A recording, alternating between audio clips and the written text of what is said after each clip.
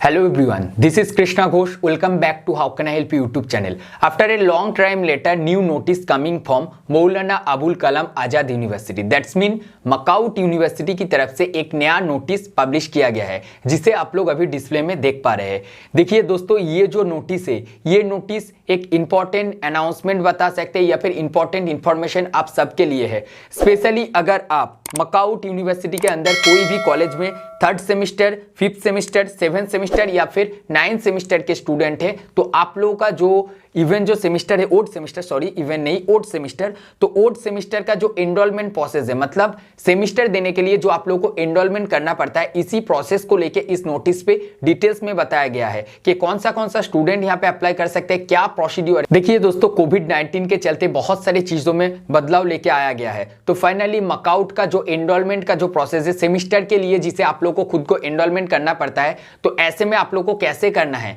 मैं आप सभी को बताना चाहता हूं। आप लोगों का जो फर्स्ट यहाँ पे देखिए तीनों पॉइंट शेयर किया गया है। फर्स्ट नोटिस का पॉइंट नंबर 1 पे जो चीज बताया गया, ये सभी रेगुलर स्टूडेंट के लिए है। रेगुलर स्टूडेंट्स मींस अगर आप थर्ड, फिफ्थ, सेवेंथ और नाइन्थ सेमिस्टर के स्टूडेंट है, तो आप लोगों को क्या करना पड़ेगा, आप लोगों को जो है कैंडिडेट, आप सभी को रजिस्ट्रेशन करना पड़ेगा। कैसे करना पड़ेगा, आपको कॉलेज के साथ फर्स्ट कांटेक्ट करना पड़ेगा। अगर आपका कोई इलेक्टिव पेपर है या फिर इलेक्टिव सब्जेक्ट है, तो उसके बारे में कॉलेज अथॉरिटी से कांटेक्ट करने के बाद आपको स्टूडेंट आईडी पे लॉगिन करने के बाद वहां पे सभी डिटेल्स शो करेगा। उसके बाद आपको खुद को एनरोलमेंट प्रोसेस जो है, खुद का एनरोलमेंट प्रोसेस कंप्लीट करना पड़ेगा।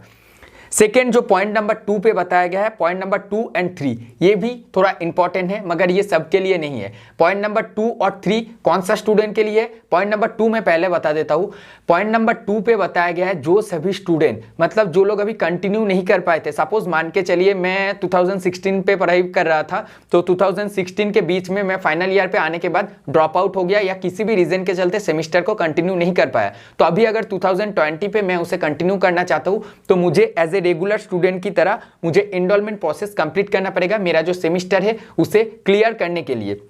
तो फिलहाल यहां पे बताया गया है ऑल अनसक्सेसफुल कैंडिडेट, जो प्रीवियस सेमेस्टर का अनसक्सेसफुल कैंडिडेट था, जिन लोगों का बैक पेपर था, वो सभी स्टूडेंट मतलब जो कंटिन्यू नहीं कर पाए थे, डिसकंटिन्यूड स्टूडेंट, सभी लोग यहाँ पे इस एकेडमिक ईयर के लिए अप्लाई कर सकते हैं। आप लोगों को यहाँ पे जो डेट दिया गया है, मैं फर्स्ट आप लोगों को डेट बता देता हूँ। देखिए 27 नवंबर 2020 से जो ये होल प्रोसेस है, ये प्रोसेस शुरू हो रहा है। लास्ट डेट यहाँ पे दिया गया है 7 दिसंबर 2020। 7 दिसंबर 2020 के बीच में आप लोगों को जो है स्टूडेंट लोगों को एनरोलमेंट प्रोसेस को कंप्लीट करना पड़ेगा। जितना जल्दी हो सके आप मकाउट यूनिवर्सिटी के कोई भी कॉलेज में अगर पढ़ाई कर रहे हैं, तो आपका एचओडी से कांटेक्ट कीजिए और इस नोटिस के बारे में डिटेल्स में एक बार बात कर लीजिए, क्योंकि आप लोगों का जो इलेक्टिव पेपर है या फिर जो एक्सटर्नल सब्जेक्ट रहता है, इलेक्टिव पेपर को कंफर्म कीजिए, पेपर कोड को कंफर्म कर लीजिए, उसके बाद फॉर्म फिलअप प्रोसेस को कंप्लीट कीजिए। अगर कोई भी मिसअंडरस्टैंडिंग होता है या फिर कोई भी चीज मिसमैच होता है, तो इसके रिगार्डिंग भी आप एचओडी से कांटेक्ट कर सकते हैं और आपका कॉलेज अथॉरिटी से कांटेक्ट कर सकते हैं।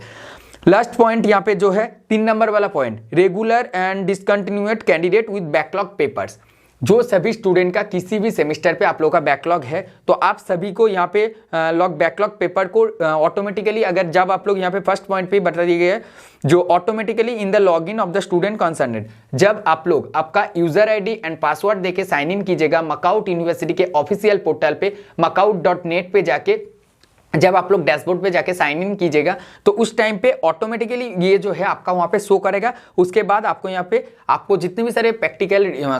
नहीं, आपको पर्टिकुलर रीजन था, पर्टिकुलर रीजन शो करने के बाद, कॉलेज से कंफर्मेशन लेने के बाद आपको यहाँ पे बैकलॉग पेपर को क्लियर करने के लिए खुद को एनरोलमेंट कंप्लीट करना पड़ेगा। बात क्लियर हो गया। अभी भी अगर इस नोटिस के बारे में कोई भी डाउट्स आप लोगों के मन में है, तो कमेंट कीजिएगा, और अगर आप लोगों को ऐसा लगता है कि मेरा वीडियो आप लोगों का एकेडमिक ईयर पे या फिर आप लोगों का एजुकेशन सिस्टम के द्वारा हेल्प करता है, थोड़ा सा भी अगर हेल्प होता है, तो जरूर चैनल को सब्सक्राइब करके जाइएगा, और अगर ऑलरेडी सब्सक्राइब करके रखे हैं तो एक लाइक कर दीजिए, दोस्तों में शेयर कर दीजिए। कोई भी सवाल है आप लोग के मन में, आप लोग मुझे इंस्टाग्राम और फेसबुक पे भी भेज सकते हैं, और भी लेटेस्ट अपडेट पाने के लिए आप लोग मेरा टेलीग्राम चैनल पे ज्वाइन हो सकते हैं, लिंक डिस्क्रिप्शन पे अवेलेबल है। Thank you.